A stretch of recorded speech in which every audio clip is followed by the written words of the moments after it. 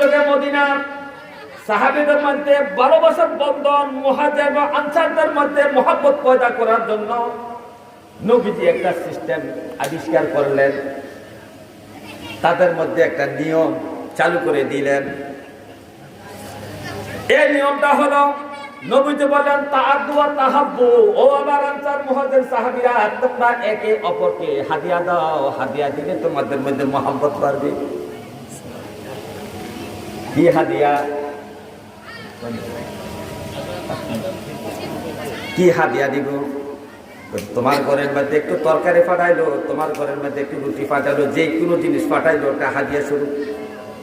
এই হাদিয়াটা পাঠাইলে একে অপরের সাথে একটা মহব্বত পয়দা হয়।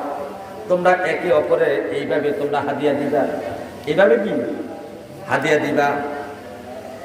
এই হাদিসটা কিন্তু প্রতিবেশীর জন্য নবীজি বলছেন।